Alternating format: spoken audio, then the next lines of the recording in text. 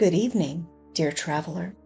Tonight's tale drifts to us from the misty hills of rural France, where ivy strangles old stone, and the past has a rather inconvenient habit of refusing to stay buried.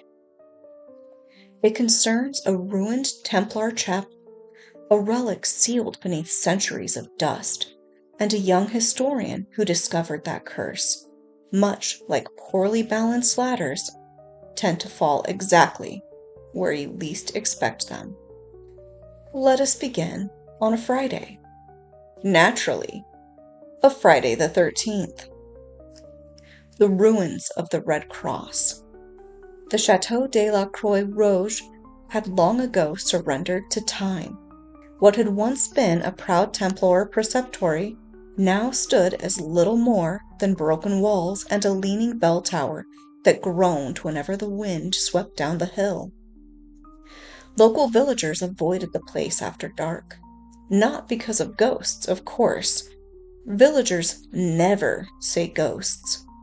They say things like, bad history, or the Night's Walk tonight, which, to the mind of a caffeine-fueled grad student, sounded exactly like the sort of nonsense that leads to an excellent dissertation chapter. And so, Remy Wright arrived with a backpack full of notebooks, 3 flashlights, a GoPro camera, and the absolute confidence of someone who had never personally encountered a medieval curse. She parked her rental car beside a crooked stone wall and glanced up at the ruins through the drizzle. Perfect, she muttered. Atmospheric decay. Her advisor would love it. A warning ignored. The village innkeeper had tried. He truly had. When Remy mentioned the ruins, he leaned across the counter with the grave seriousness of a man who had seen many stubborn tourists. Not tonight, he said. Remy smiled politely. Why? The man tapped the calendar hanging beside the bar. Friday, the 13th. The Night's Walk tonight. Remy laughed, not mockingly, more like someone who had spent 6 years studying medieval history and had heard approximately 400 versions of that story. I promise, she said cheerfully, if I see any ghosts, I'll take a selfie. The crypt. By the time Remy climbed the overgrown hill to the chapel ruins, the storm had arrived. Thunder rolled across the countryside like distant cannon fire. Moonlight burned red through racing clouds. Perfect ambiance. Inside the chapel, the air smelled of moss and wet stone. The altar had collapsed long ago, its marble slab cracked down the center. Behind it, Remy found exactly what she'd hoped for, a hidden stairwell.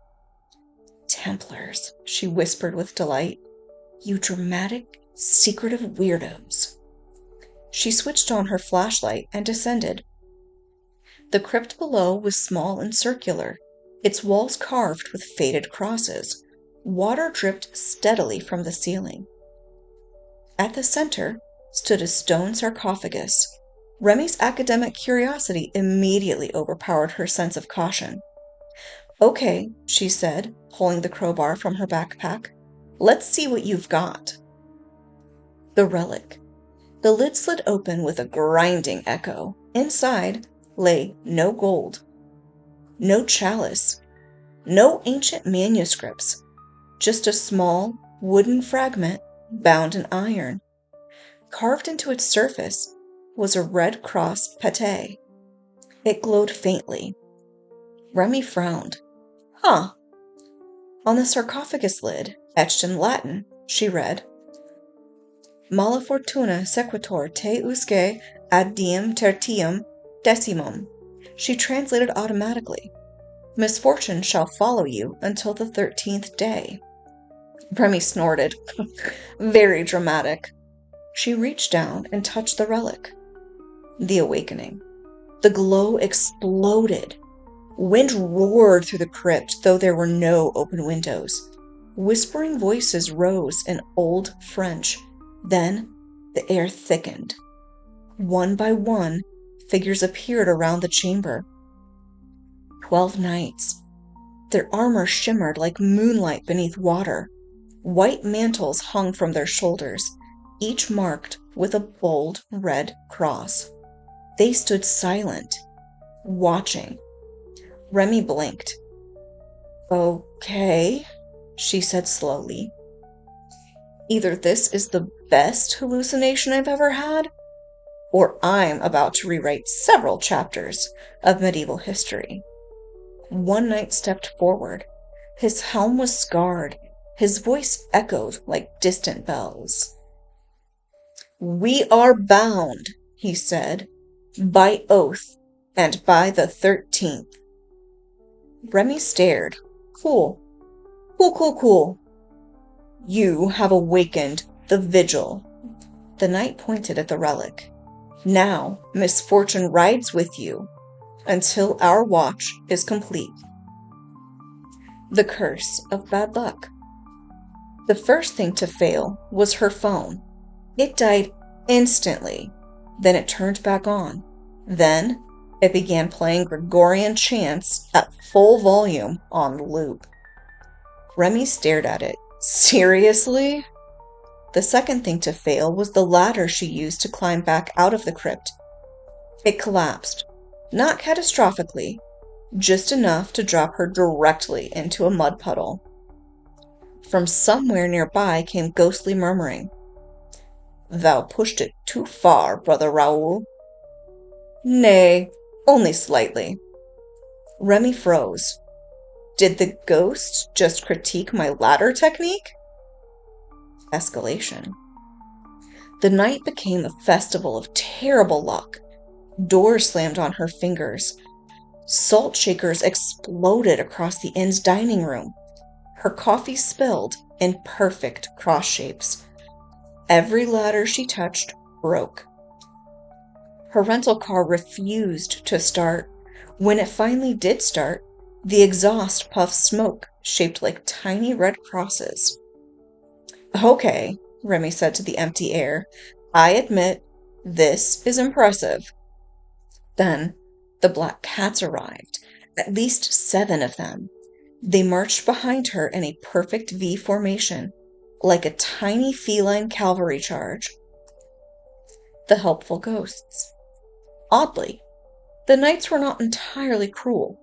One ghostly squire named Raoul repeatedly saved her from actual danger. He shoved her sideways just before a rotten beam collapsed. He whispered warnings when she stepped near broken stairs. Another knight corrected her Latin pronunciation. Tertium, not tertius. "Thank you," Remy snapped. "I didn't ask for ghost tutoring." The knights argued among themselves constantly. "She hath spirit. She also hath clumsiness. Brother Raoul, cease assisting her." "I merely encourage." The final puzzle. Eventually, the scarred knight returned.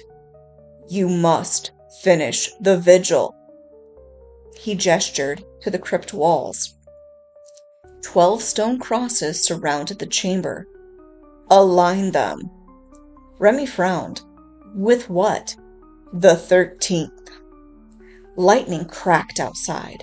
Midnight approached. Remy studied the walls. Then she saw it. The cross formed a circle, but their angles were wrong. She rotated each stone carefully. 12 crosses. Their shadows intersected in the center, forming a 13th cross of light. The relic dimmed. The crypt filled with golden mist. The knights raised their swords. "Thou hast proven worthy." The scarred knight bowed. "Our watch ends." Dawn. When Remy stepped out of the ruins, dawn had already begun. Birds sang. The storm had passed. The relic rested once more in its sarcophagus, sealed, forgotten, as it should be. Remy brushed dirt from her jacket. Something caught on the fabric. A single red thread from a knight's mantle. She smiled. Best dissertation chapter ever! Ever since that night, Remy Wright has had an unusual relationship with Friday the 13th. Strange things happen. Phones malfunction, salt shakers fall, cats gather. But somehow, the bad luck always leads to the best discoveries. And sometimes, late at night, she swears she hears distant hoofbeats, followed by a faint chuckle.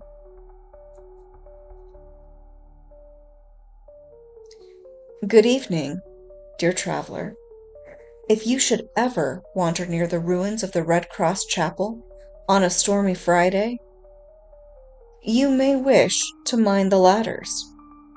After all, the vigil may be watching.